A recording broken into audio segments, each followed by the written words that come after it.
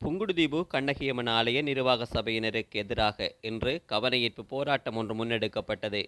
இன்று முற்பகல் வேலணை பிரதேச செயலகத்துக்கு முன்பாக புங்குடுதீவு மக்களால் இந்த போராட்டம் முன்னெடுக்கப்பட்டது.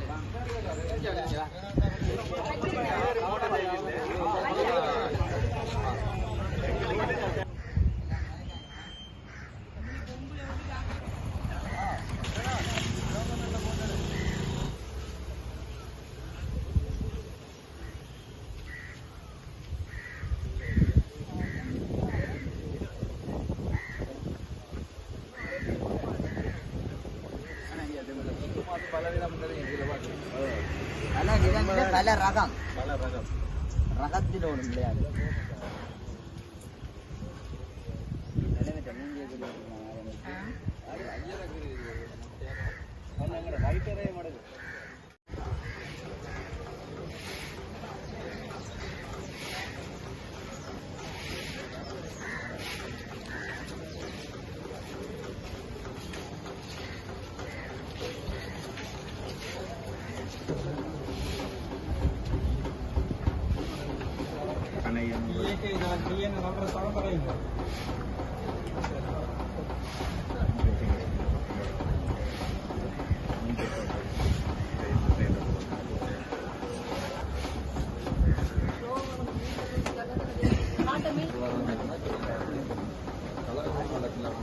மக்கள் வலியுறுத்தி தான் படம் போட்டார். அதுவும் சிறுத்தமாக அந்த நேரம் நல்லது பிறந்த பொருட்கள் நல்லது. அதில் எனக்கு ஒரு சந்தேகத்துக்கு நான் சொன்னதே இப்படி கலவரத்தை புரியுதுன்னா 10 கோயில் கலவு போகும். நீங்களும் பொறுப்பு சொல்லுவாங்க. ஏன்னா மக்கள் இருக்கிற வீடுகள் கலவு போகும்.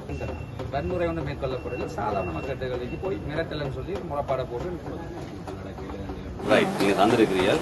நான் நிர்வாகத்தையும் கூப்பிட்றேன். இதில் எல்லாரும் பெற தேவையில்லை. ஒரு 3-4 பேரை நீங்கள் யாருன்னு சொன்னீங்கன்னு சொன்னால் அவைகளையும் கூப்பிட்டு நிர்வாகத்தோட கதைச்சி போட்டு தான் அதுக்கு பிறகு அவைகள் சொல்கிறத வச்சுக்கொண்டு அடுத்தது நான் என்ன செய்யலாம்ன்ற சொல்லக்கூடியதாக இருக்கிறேன்.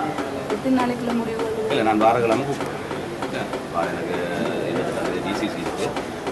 வியாழக்கிழமை 29ஆம் தேதிக்கு நான் நிர்வாகத்தை உங்களில் எல்லாரும் தவிர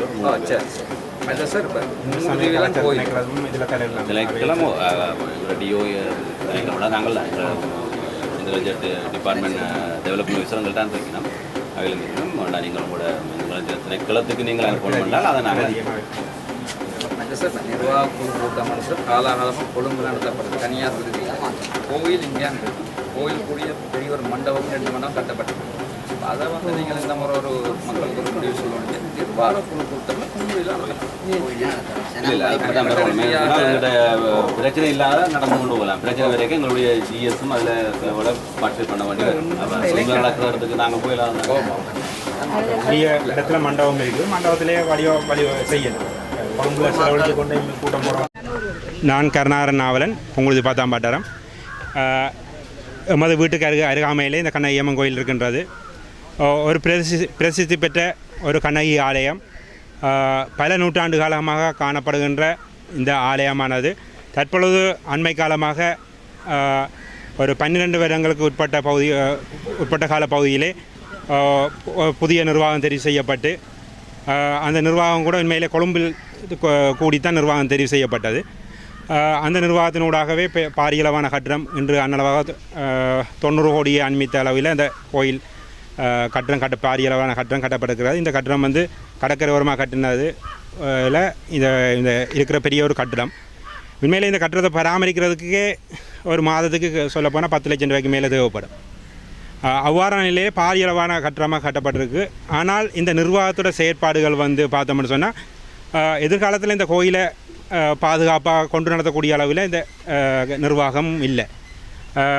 உண்மையிலே இந்த கோயிலுக்கு திருவிழாவை முன்னிட்டு தேர் திருவிழாவெல்லாம் 10,000க்கும் மேற்பட்ட மக்கள் ஒன்று கூடுறாங்க.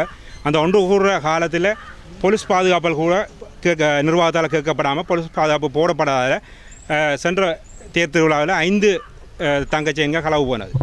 அடியார்களுடைய தங்கச்செங்கல் களவு போனது. இதே போல் சென்ற கிழமை இந்த கோயிலில் தீர்த்த திருவிழா அன்றைக்கு கோயில் நிர்வாகத்தோட அலுவலகத்தில் வெளிநாட்டு நிதியும் உட்பட 12 லட்சத்துக்கு மேற்பட்ட நிதி களவு போயிருக்குது. அதுக்கான சரியான கணக்கீடு இல்லை. அதே மாதிரி அதுக்கான போலீஸுக்கான முறையீடு கூட உடனடியாக செய்யப்படாமல் மக்களோட எதிர்ப்பு தெரிவித்ததன் பின்னர் தான் முறைப்பாடு செய்யப்பட்டு அதில் ஒரு பகுதி நிதி தான் இங்கே வழங்கப்பட்டிருக்குது. அதையும் கூட கோயில் நிர்வாகம் இருக்கக்கூடிய கோயில் பூசகர் தான் போய் அந்த முறைப்பாடையும் செய்திருக்கிறார். உண்மையிலே கோயிலில் நித்திய பூசை மூன்று நேரம் நடைபெற வேண்டிய இடத்துல கோயில் ஐயர் நித்திய பூசையை செய்வாரா இல்லை வழக்குகளுக்கு செல்வாரா என்ற சந்தேகம் மக்கள் மகத்தில் எழும்பியிருக்குது. இதுக்கு அடுத்த விஷயமாக பார்த்தோம்னு சொன்னால் இந்த கோயில் மக்களுக்காகத்தான் கோயில் வெளியே, கோயிலுக்காக மக்கள் இல்லை. இங்கே இருக்கிற வறிய மக்களுக்காக இந்த கோயிலால் பெருமளவான நிதிகள் திரட்டப்படுது. அந்த நிதிகளில் ஒரு சமூக சேவைகளை அந்த மக்கள் சார்ந்த செயற்திட்டங்களை இந்த கோயில் நிர்வாகங்கள் செய்யணும். உதாரணமாக நயினாதீவு அம்மன் கோயில் எடுத்துக்கொண்டோம்னு சொன்னால் நயினாதீவு அம்மன் கோயிலாக பெருமளவான மக்கள் சமூக பணிகள் செய்யப்படுது. அரசாங்கம் செய்ய வேண்டிய வேலை திட்டத்தை கூட அந்த நயினாதீவு கோயிலால் செய்கிறாங்க. ஒவ்வொரு வருடமும் 5 கோடிக்கு மேலே நிதியை ஒதுக்கி வீதிகள் கூட, கிராமத்துக்கான வீதிகள் கூட புனரமைக்கப்படுது. ஆனால் இங்கே பார்த்தோம்னு சொன்னால் இந்த கோயில் நிர்வாகத்தில் பெருமளவான நிதிகள் சேகரிக்கப்படுது. அதுக்கான கணக்கறிகள் இந்த 12 வருஷமாக கணக்கறிகள் காட்டப்படையில் மக்களுக்கான சேவைகளையும் செய்யப்படையில் ஒரு கோயிலை வச்சுக்கொண்டு வர்த்தகம் செய்யப்படுகின்ற ஒரு சந்தேகம் எழுகின்றது. எமது மண்ணில் வாழ்ந்து இந்த கோயிலை வழிபட்ட பல நூற்றுக்கணக்கான மக்கள் புலம்பெயர் நாட்டிலே வசித்து கொண்டு இந்த கோயிலை நேசித்து பெருமளவாக கோடிக்கணக்கான நிதிகளை வழங்கியிருக்கிறார்கள். அவர்களுக்கான உரிய பதில்கள் வழங்கப்படையில் உரிய கணக்கறிகள் கூட வழங்கப்படையில் அந்த கோயிலுக்காக பல இது தேரிலிருந்து சப்பரத்திலேருந்து எல்லாம் செய்து கொடுத்துக்கிறார்கள். ஆனால் அதுகளை கூட பாதுகாக்கிற அளவுக்கு இந்த கோயில் நிர்வாகம் இல்லை. வேணுமெண்டா நீங்கள் செலவழித்து அதை பாதுகாத்து கொள்ளுங்கள் என்ற அளவில் அவர்களோட கருத்துக்கள் இருக்கின்றது. எல்லாட்டையும் அதுகளை நீங்கள் வீட்டை கொண்டு நீங்கள் பராமரிங்கன்ற லெவலில் ஒரு முறையற்ற பதில்கள் வழங்கப்படுகின்ற ஒரு நிர்வாகம் அந்த அடியர்களுக்காகவும் அந்த மக்களுக்காகவும் சரியான பதிலை வழங்க வேண்டியது நிர்வாகத்தோட கடப்பாடு. ஆனால் இந்த நிர்வாகத்தில் இருக்கிறவங்கள எல்லாரும் அதிக அளவில் எல்லோரும் பார்த்தீங்கன்னு சொன்னால் கொழும்புலாம் வசிக்கிறார்கள். இந்த கிராமத்தில் இருக்கிறவர்களை கூட இந்த கோயில் நிர்வாகத்தில் உள்வாங்கப்படையில. அதை விட அந்த கோயில் நிர்வாகத்தோட சந்தாவை பார்த்தீங்கன்னா வருட சந்தாவை 12,000 ரூபா இருக்குது. ஒரு சாதாரண ஒரு தொழிலாளி அந்த கோயில் நிர்வாகத்தில் இருக்க முடியுமா? 12,000 ரூபா வருட சந்தாவை கட்டி அவரால் எப்படி இருக்க முடியும்? ஏனைய இடங்களில் பார்த்தீங்கன்னா வருட சந்தா 100 ரூபாயோ 1000 ரூபாயும் இருக்கும். அல்லது ஆயில் சந்தாவோட 5000 ரூபாய்க்கு மேற்படாது, 1000 ரூபாய்க்கு உட்பட்டு தான் இருக்கும், இல்லை 5000 ரூபா போகும். அப்போ இவ்வாறான முறைகேடுகள் பெற்று கொண்டிருக்கின்றது. உண்மையிலே கண்ணகி அம்மனுக்கான ஒரு இலங்கையிலே பிரசித்தி பெற்ற ஒரு ஆலயம். மக்கள் இலங்கை பூரா மட்டும் உலக அளவிலிருந்து வழிபட்டு கொண்டு இருக்கிறார்கள். அங்கே வருகிற அடியர்களுக்கான பாதுகாப்புகள் இருக்கணும். அந்த கோயில் நிர்வாகத்தோட அலுவலகத்தில் கூட கேமரா இல்லை. கோயில் பெட்டகம் இருக்கிற 3 அலுவலகங்கள் இருக்கின்றன. அந்த அலுவலகங்களில் ஒரு கேமராவும் இல்லை. ஏனைய இடங்கள் தான் இருக்கின்றது. ஏனைய இடங்களும் கூட இருக்கிற கேமராக்கள் சரியாக தொழிற்படையில்லை. கோயிலில் அண்மைக்கு தீர்த்த திருவிழா நடைபெற்ற பொழுது வாழ்வெட்டு ஒரு குழு ஒன்று அச்சுறுத்தி சென்று போனது. 8 பேர் கொண்ட குழு அச்சுறுத்தி சென்று இருக்கிறார்கள். ஆனால் அவர்களுக்கான முறைப்பாடும் செய்யப்படையில் அந்த கேமராவில் அது பதியப்படவும் இல்லை. அப்போ இது அங்கு வர்ற அடியார்களுக்கும் அங்கிருக்கின்ற கிராம மக்களுக்கும் ஒரு பாதுகாப்பற்ற நிலையை ஏற்படுத்தியிருக்கின்றது. எனவே இதுக்கு உரிய நடவடிக்கைகளையும் 12 வருடமாக மாற்றப்படாத நிர்வாகத்தையும் புதிய நிர்வாகத்தை உருவாக்கி கணக்கறிகளையும் வெளிப்படுத்தப்பட்டு சரியான ஒரு நிர்வாகம் செயற்பட வேண்டும். அந்த கோயில் பிரசித்தமான கோயில், அதுக்கான ஒழுங்குமுறைகள் சரியாக இருக்கணும். இதுக்கான கடப்பாடுகள் உரிய உயர் அதிகாரிகள் குறிப்பாக நாங்கள் இன்று வேலனை பிரதேச செயலத்துக்கு முன்னாக இந்த இளைஞர்கள் ஊர் மக்கள் கூடியிருக்கின்றார்கள். அங்கு உரிய நிர்வாகம் தெரிவு செய்யப்பட வேண்டும். இதில் அதாவது பிரதேச செயலர் தலையிட வேண்டும். அதே போன்று இந்து சமய கலாச்சார திணைக்களத்தின் அதிகாரியும் இங்கே இருக்கின்றார். இந்து சமய கலாச்சார திணைக்களத்துக்கும் ஒரு மகஜர் இந்த இளைஞர்களூடாக கையளிக்கப்படும். ஒரு 30 நாட்களுக்குள் அதற்கான தீர்வுகள் உடனடியாக எட்டப்பட வேண்டும். சரியான நடைமுறைப்படுத்த வேண்டும் என்று தாழ்மையோடு கேட்டுக்கொள்கின்றோம். நன்றி. என்னென்னு சொன்னால் வணக்கம் எல்லாருக்கும். நான் கேதீஸ்வரன் பிரணவன். புங்குடுதீவு 10ஆம் மட்டம் தான் வசிக்கிறோம். அதாவது இந்த கோயில் பக்கத்தில் இருக்கிறோம். கோயில் திருவிழா இருந்தாலும் சரி, கூடுதலாக திருவிழா பக்கத்தில் நாங்கள் கிட்ட போகிறது. என்னென்ன எல்லோரும் கஷ்டப்பட்ட ஆக்கள் தான் வேலை செய்கிறது. அந்த அடிப்படையில் திருவிழா மட்டும்தான் கூட நெருங்கி நிற்கிறது. சுவாமி தூக்குறதுலேருந்து கோயில் சாமி அடிப்படை விஷயங்கள் எல்லாம் வந்து எங்களோட தொண்டர்கள் அதாவது வாரப்பொடிகளாக தான் போய் செயற்படுறாங்க. அதுக்கும் வந்து கோயில் நிர்வாகம் இருக்கணும் ஒத்துழைப்பு தாரதில்லை, தந்ததும் இல்லை. மற்றது அடுத்த ஒரு விஷயம் என்ன ஒரு குறைன்னு சொல்லி சொன்னால், கோயிலில் வந்து சுவாமி தூக்குற ஒரு என்ன சொல்கிற கயிறாகட்டும் இல்லை வாகனமாகட்டும் எதுவாக இருந்தாலும் சரியான முறையில் இல்லை. அதைத்தான் அடுத்த விஷயம், கோயிலுக்கு எவ்வளவோ பொருட்கள் சரியில்லை, சுவாமி தூக்குறதுக்கான சாமான்கள் சரி எல்லாம் இருக்குது. இருந்து தாரத்துக்கு வந்து என்ன சொல்ல நிர்வாகம் இருக்கணும். அதை தாரத்துக்கு என்ன சொல்கிறது தரீனம் இல்லை. அதாவது இல்லை இப்போ எதை கேட்டால் டக்குன்னு சொல்லி நம்ம வந்து நீங்கள் ஒருக்கா வாங்கி விடுங்க, இல்லாட்டி நீங்கள் ஒருக்கா செய்து விடுங்க. இப்போ ஒரு உதாரணத்துக்கு ஒரு குடை வந்து பழுதா பிறக்கேன்னு இந்த கூட மாற்றுன்னு கேட்டால் புது கூட இருக்குது, ஆனால் கேட்டால் இல்லைன்னு சொல்லிடணும். இதே என்ன சொல்கிறேன் மாற்றுங்கன்னு சொன்னால் விட கதை வந்து எப்படின்னு சொன்னால் ஒருக்கா வாங்கி கொடுங்க, இல்லாட்டிக்கா வாங்கி விடுங்க. என்ன விஷயம் அது கதிரையாகட்டும் குடையாகட்டும் கயிறாகட்டும் இல்லை கோயிலில் கூட்டுற தும்புதறி ஏதோ ஆகட்டும், என்ன பொதுவாக சொல்கிற ஒரு கருத்து வந்து இதுதானாவே. தலைவர் செயலாளர் யாராக இருந்தாலும் நிர்வாகம் இப்போ இருக்கிற நிர்வாகத்தில் வந்து நின்று கதைக்கிறே இல்லை. மற்ற ஒரு விஷயம் வந்து என்ன சொல்கிறது பொடி கோயிலுக்கு வர அடியார்களோ இல்லை தொண்டர்களோ ஒரு குறைபாடை கேட்குறதில்லை, அதுக்கான ஒரு பெட்டிஷன் எழுதி போடுங்கன்னு சொல்கிற ஒரு பெட்டி இல்லை. மற்ற அதை குறை சரியை நின்று பார்க்குறதில்ல. அதை விட எங்களை முக்கியமாக நாங்கள் சொல்கிற ஒரே ஒரு அடிப்படை என்னென்னு சொல்லி சொன்னால், ஆறு நிர்வாகம் ஆறாண்டாலும் இருங்க பிரச்சனை இல்லை, ஆனால் அதுக்கு ஒரு நடைமுறையாக உருவாக்கி விடுங்க. இன்றைக்கு நாங்கள் இருப்போம் நாளைக்கு யார் இருப்போம்னு தெரியாது. அதேமாதிரி தான் நிர்வாகம் இன்று வரைக்கும் மாற்றப்படையில்லை. அது ஒரு காரணம் என்னென்னு தெரியவே இல்லை, அப்படியே இருக்குது. அதே தான் என்ன யாரோ ஒரு ஆள் செய்யுங்க, ஆனால் நாங்கள் எல்லா காலத்துலேயும் ரொட்டேஷனாக ஓடக்கூடிய அளவுக்கு செய்து விடுங்கன்னு தான் நாங்கள் எங்களோட அபிப்பிராயம். மற்றபடி எங்களுக்கோ இல்லை ஊரில் இருக்கிறாக்கள் தான் தலைவர் செயலாளர் ஆகணுமோ இல்லை எங்களை கோயில் பற்றி அப்படியே நாங்கள் இல்லை. யாராக இருந்தாலும் செய்யுங்க, எவராக இருந்தாலும் ஒத்துழைச்சி ஊர் மக்களே ஒத்துழைச்சி செய்யுங்க. ஒரு இன்னொரு கதையை மணி திருவிழா மட்டும் அடிபட்டது உண்மை போய் தெரியாது. அதாவது என்ன சொல்கிறது வர்ற திருவிழா சுவாமி தூக்க வர தொண்டர்கள் இல்லாவிட்டால் வந்து என்ன சொல்கிறது நாங்கள் ஆக்கள் இருக்குது சம்பளத்துக்கு பிடிச்சி தூக்குவோம் அந்த மாதிரி ஒரு கதையும் வந்தது. அது உண்மை போய் தெரியாது. அப்படி செய்கிறேன்னு சொன்னால் இத்தனை வருஷ காலமாக இப்போ நாங்கள்லாம் சொல்லப்போனால் சின்ன உதாரணம் நான் சொல்கிறேன். எனக்கு இப்போ 27 வயசு. இப்போ நான் சுவாமி தூக்க வலிக்கிட்டு இந்த 2 வருஷம் தான், அதாவது போன வருஷம் இந்த வருஷம் தான் தூக்கினேன். மற்றபடி இல்லாமல் சின்ன படிக்கல, அதாவது 12-14 வயசுலேருந்து தூக்கல 8 விட மாட்டாங்க. அப்போ நாங்கள் தூக்க வலிக்கிட்டே 2 வருஷம். அதுக்கு வந்து நாங்கள் எத்தனையோ பேரோட முரண்பட்டு எத்தனையோ பேரை விட்டு கொடுத்து தான் அந்த சுவாமியும் தூக்கிட்டு வரோம். அதை கூட என்ன சொல்கிறது காசு கொடுத்து தான் செய்யணும்னு சொன்னால் பிறகு ஊர் மக்கள் ஊர் மக்கள்கிட்டையும் காசை வாங்கி செய்வான். அவ்வளோ கோயிலேருந்து இப்போ கோயிலை சின்ன கோயிலில் கூட எவ்வளோ நடைமுறை இருக்குது, ஆனால் எங்கள்ட கோயிலேருந்து நடைமுறை இல்லை. அதைத்தான் முக்கியமாக கொண்டு வரணும்னு எதிர்பார்க்குறமே தவிர மற்றபடி எங்களுக்கு எந்த ஒரு ஆசையோ இந்த எதுக்குமோ இல்லை. யார் செய்தாலும் நடைமுறையை பின்பற்றி விடுங்க. பட் இந்த களவு போன விஷயம் வந்து ஊர் மக்களுக்கு இந்த வரைக்கும் நியூஸாக தான் போய் தெரியுமே தவிர ஊர் அடிப்படையோ கோயில் அடிப்படையோ நிர்வாக அடிப்படையோ ஒருத்தரும் தெரிவிக்க இல்லை. ஒவ்வொருக்கா ஒரு போஸ்ட்டை போடினோம் பேஜை போடினோம் ஒன்று சொல்லினோம், ஆனால் நடக்கிற விஷயத்தை வழிகாட்டினோம் இல்லை. அது கட்டாயம் தெரியப்படுத்த வேண்டும். அத்துடன் வந்து அடுத்த விஷயம் என்ன சொன்னால், இந்த கோயில் நிர்வாக கூட்டம்ன்றது எல்லாரும் பிஸ்னஸ்மேன் வேலைக்காரன்னு சொல்லி கொழும்புக்கு பஸ் போவோம்னு சொல்லினோம், எல்லாரும் வரவினோம் போயினோம். ஆனால் அதை ஊர் அடிப்படையாக அரைவாசி பேருக்கு தெரியாது. கூட்டம் எப்போ நடக்குன்னே தெரியாது, எப்போ போதுன்னே தெரியாது.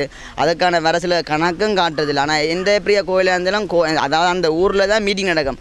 எல்லாரும் பிஸ்னஸ் மேன் வேலைக்காரன்னு சொன்னால் இன்றைக்கு நிற்கிற இளைஞர்களோ இல்லை அண்ணாக்களோ அப்பா அம்மாக்களோ யாராக இருந்தாலும் வந்து ஒரு அவங்களோட வேலையை விட்டு தான் வந்து நிற்கிறாங்க. அப்படி பார்க்க போய்க்க அவங்களும் வேலை தான் செய்கிறாங்களோ அவங்களும் பிஸ்னஸ் மேனாக வேலை தான் செய்யணும். அந்த கூட்டத்தை ஊர் அடிப்படையில் கோயில் முன்பாக கோயிலே நடக்க வேண்டும்ன்றதான் எங்களோட கருத்து. கட்டாயம் அது செய்யப்பட வேண்டும். அதான் எங்களோட கோரிக்கையும். இதுக்கு ஒரு முடிவாக தர வேணும் என்று கேட்டுக்கொள்கிறோம். புங்குடி 10ஆம் வட்டத்தில் வசிக்கிறேன். எனக்கு இந்த கோயில் தலைவர் செயலாளர் 12 வருஷமாக கொழும்பில் இருந்து கூட்டம் கொண்டு நான் கொழும்பில் இருக்கேன். அது கூட்டம் கொண்டது இங்கே வந்த அப்புறம் ஒன்றும் தெரிவு செய்யவில்லை. ஊர் மக்களை வேலைக்கும் கூப்பிட்றதில்லை, ஒன்றுக்கும் கூப்பிட்றதில்லை. எல்லாம் வெளி மாவட்ட ஆக்கள் தான் வந்து வேலைக்கு எடுக்கிறது. அதெல்லாம் எங்களுக்கு பிடிக்கல. ஏன்னா நான் ஊரில் இருக்கிறோம். மற்ற ஊரோட வேலை செய்கிறதுக்கு கலைக்கிறே இல்லை. ஒரு பொதுமக்களோட வந்து உதவி ஒன்றும் கேட்குறே இல்லை. அப்படி ஒன்று இருக்கிற கட்டத்தில் வேறு எல்லோரும் வெளிநாட்டு காசை கொடுத்தோன்னே வெளிநாட்டிலேருந்து அங்கே வெளி மாவட்டத்துலேருந்து ஆக்களை கொண்டு வந்து வேலை செய்கிறார். சமயக்காரனாலும் அப்படி கூட்டுறவனாலும் அப்படி பொம்பளை பிள்ளைகளை வேலைக்கு எடுக்கல. பொம்பளை பிள்ளைகளை 6 மணி புறா தான் வேலைக்கு அனுப்புறது, வீட்டுக்கு அனுப்புறது, பொழுதொட்ட நேரத்துக்கு புறா அனுப்புறது. ஒரு வேலைக்கு விட்டாலும் ஒரு குறிப்பிட்ட டைமுக்கு விடணும் வேலையாண்டு. இவன் எந்த நேரத்துக்கு எல்லாத்தையும் ஒரு வேலையாண்டா 10 வேலையை செய்ய விடுறது. அப்போ அவங்க வேலையை விட்டு போகிற காரணம் இதுதான். ஏன்னா ஒரு வேலையை நிரந்தரம் இல்லையே, எல்லா வேலையும் செய்கிறதுக்காக வேலைக்கு போக மாட்டான். ஒரு வேலையாண்டு குறிப்பிட்ட வேலையை கூப்பிட்டு தான் அவங்களும் வேலை செய்வாங்க ஊர் மக்கள். இது எல்லா வேலைக்கும் எல்லாரையும் பிடிச்சி வேலை செய்கிறதுனா கிடைச்சல். அதுக்காக இது தெரிவு செய்து நல்ல கூட்டம் கொண்டு தெரிஞ்சு நல்ல முடிவு கொண்டு வரணும். வளர்ந்து சின்ன விளையாடி தெரிஞ்சு வெளிநாடுக்கண்டு போனது. ஆனால் நாங்கள் எங்களோட வாழ்க்கை இங்கே தான் போகுது. பொதுவில் கன்னியம்மன் கோவிலில் வந்து இன்று வரைக்கும் களவு போனது வந்தது என்று சொல்லி கேள்விப்பட்டது குறைவு. ஒருக்காக தாலி போயிட்டுது. இப்போ 2ஆம் தரம் நான் அறிய கேள்விப்பட்டது இப்போ பெரிய களவுன்னு சொல்லி. அந்த களவையும் வெளியில் போய் ஆக்கள் கேள்வி கேட்க போன ஆக்களுக்கெல்லாம் பதில் நிரந்தரமாக கிடைக்கல. உள்ளுக்குள்ளாலேருந்து லோயர் வச்சு களவான ஆக்களை எடுக்கணுமென்று சொல்லிக்க பொதுமக்கள் வந்து கட்டாயம் கேள்வி கேட்க வேணும். ஏன்னா கண்ணையம்மன் கோயிலுக்கு வந்து நாங்கள் தான் பொதுமக்கள் நோமலாக எல்லோரும் கேள்வி கேட்குற அளவுக்கு பதில் சொல்கிற அளவுக்கு தலைவர் ஆக்களே இல்லை. அவையோட என்னோட கோபமே இல்லை. ஆனால் நான் நிற்க வச்சு கேள்வி கேட்பேன் அவை செய்கிற பிள்ளைகளை. இது என் கண்ணையம்மாளுக்கு இந்த புங்குடுதீவுக்கே எடுத்துக்காட்டு கண்ணையம்மாள். அவன் பேரை இழுத்து கதைக்கிறது எனக்கு துண்டாக பிடிக்காது நோமலாக. ஆனால் இந்த களவு பிரச்சனைகளால் கோயில் வந்து கோயில் மரியாதை போகிற மாதிரி எந்த ஃபீலிங். கேள்வி கேட்குற வர்ற ஆக்களுக்கும் ஆக்களை வச்சு ஐயர்மாரை வச்சு வழக்கு போட்டு திசை மாற்றி கதையை மாற்றி நடந்துட்டு இருக்குது. ஆனால் கேள்வி கேட்க வந்தால் என்ன பிரச்சனைடா சுத்தவரை இருக்கிறாக்கள் கேள்வி கேட்குறது நோமல். தலைவர் என்று சொல்லி சொன்னால் கட்டாயம் பதில் சொல்லித்தான் ஆகணும். அவே களவெடுத்த ஆக்கள் காசை கொண்டு வந்து கொடுத்தாலும் அது பொதுமக்கள் அவைக்கு என்னத்துக்காக எடுத்தது புல் கணக்கும் போயிருக்கணும். களவெடுக்கிற ஆக்கள் கொஞ்சம் காசு எடுத்துன்னு போயிருக்க மாட்டாங்க. கொஞ்சம் காசு போகிறதும் அந்த ஆக்களும் அந்த பணியில் தான் இருந்திருக்கணும். அந்த ஆக்களை தான் அவை வச்சு வளர்த்தும் இருக்கணும். அப்போ ஆறு எடுப்பினம் ஆறு எடுக்க மாட்டோம்னு நிர்வாகம் இதண்டையில். ரெண்டாவது நான் பொதுவாக காசு போட்டு கட்டின இதில் ஒரு ஆளுன்னு சொல்லி நான் கேட்குறேன். இன்றைக்கு 5 வருஷம் 6 வருஷம் இன்று வரைக்கும் எங்களுக்கு கணக்கு கிடைக்கல. ஒவ்வொரு வருஷம் முடிஞ்சாலும் அந்த கணக்கு ஒப்படைக்க வேணும். எந்த நேரம் கடன் சொல்லின்னு இருக்கணும். கடன் சொன்னாலும் பரவாயில்ல போட்டு கட்டக்கூடிய டேலண்டில் எல்லோரும் இருக்கணும். ஆனால் கணக்கு கொடுத்தா தானே எந்த நேரம் கடனை காட்டியேன்ட்டு அம்மாவை கடன்காரி ஆக்கக்கூடாது. சரியா? அதுக்குள்ள களவு போயும் இன்னும் களவெடுத்த ஆக்கள் பொதுமக்களில் வச்சு தண்டவணும். நிர்வாகம் என்று சொல்லி சொன்னால் நீட்டு அவன் நிர்வாக திறன்கள் எல்லாம் அவன் சுத்தவரை வச்சிருந்து நடத்துகிற ஆக்கள்ன்ற முறையில் தான் இருக்குது. முதலாவது வந்து இந்த கண்ணையம்மாள் வந்து இப்போ உலக பெயர் பெற்றதாகவும் இருக்குது. சின்ன களவு வந்து பெருசாக இதாண்டி புங்குடுதீவு அடிக்கடி சின்ன சின்ன பிரச்சனைகளுக்கெல்லாம் அடிபட்டு இருக்குது. ஆனால் இப்படியான ஆக்களால் தான் அடிபடுதுன்னு நான் நினைக்கிறேன். உள்நாட்டு மக்களே எவ்வளோ பேர் கூலி வேலைக்கு போகுதுகள் உழைப்பில்லாமல் இருக்குதுகள். ஆனால் டபுளாக சம்பளம் கொடுத்து 8000 10,000 1000 1 லட்சம் கொடுத்து வேலைக்கு பணிக்கு சேர்க்கக்கூடிய அங்கே பெரிய வேலைகள் இல்லை. 10 பேர் போட்ட இடத்துல 20 பேர் வேலைக்கு போட்டு ஆக்களுக்கு எங்களோட ஊர் புங்குடுதீவு மக்களுக்கு வேலை கொடுக்கலாம். எல்லாரையும் கல்லர்ன்னு சொல்லி சொன்னால் எல்லாரையும் பிரித்து வைக்கலாது. நான் பார்த்த அளவுக்கு சாமி தூக்குறதுலேருந்து அங்கே ஓடி திரியறதுலேருந்து சாமி தூக்குறதுக்கு 10 பிள்ளை இல்லாட்டியும் சாமி தூக்கலாது. அதுக்காக கையில் காசு கொடுத்து நாங்கள் சாமி வைக்கிற அளவுக்கு அம்பாள் அவ்வளோக்கு இது கட்டும் போயில்லை. நான் சின்னலேருந்து பார்த்ததுக்குள்ள சிரமதானமே காசு இல்லாமல் செய்து நடந்த இடம் தான். என்னட்ட என்ன கேள்வி கேட்குறேன்டாலும் நிர்வாகம் இருந்தாலும் பிரச்சனை இல்லை. ஏன் இப்படி சொன்னி என்ன இருந்தாலும் கூப்பிட்டு கதைக்கலாம். அதுவும் பெரிய காலடியில் இருந்து வளர்ந்தபடியாக என் சாவும் அவன் காலடியிலேயே முடியும்னு நினைச்சு வர்றாள். அதால் நான் சொல்கிறேன், என்னட்ட கூப்பிட்டு ஆரண்டாலும் ஒருத்தருக்குமே பாதிப்பும் இல்லை, ஒருத்தருக்கு கோபமும் இல்லை. ஆனால் இந்த களவுக்கும் இந்த நிர்வாகம் எப்படி தன்றதுக்கும் களவு ஆக்களை திரும்பி வைக்கிறதுக்கும் எனக்கு இது இல்லாத அதை கேள்வி கேட்க போகிற ஆக்களுக்கு எல்லாம் கேஸ் போட்டுன்னு இருந்தால் எல்லோரும் வாய மூடணுமா? எனக்கு கேஸ் போட்டாலும் நான் பயப்பட மாட்டேன். ஆனால் கேஸ் வந்து நிதானமாகவும் நியாயமாகவும் இருக்கணும். எல்லோரும் சட்டம் தெரிஞ்ச ஆக்கள் இல்லையென்றும் இல்லை, சட்டம் தெரிஞ்சு தான் இதன்ற ரெண்டும் இல்லை. நேர்மையாக வச்சு தலைவர் என்று சொல்லி சொன்னால் 10 பேருக்கும் தலைவர் இதென்று தான் பண்ணுவேன். எனக்கு சௌகரம் பிரச்சனை இல்லை. தலைவர் பதில் சொல்லத்தான் வேணும். நான் புங்குடுதீவு மக்களில் ஒருத்தியாக நான் கேள்வி கேட்குறேன். எனக்கு வந்து இந்த களவெடுத்ததுக்கோ இந்த கண்ணையம்மாள்கிட்ட மரியாதை போகிறதுக்கே எனக்கு பதில் சொல்லணும்.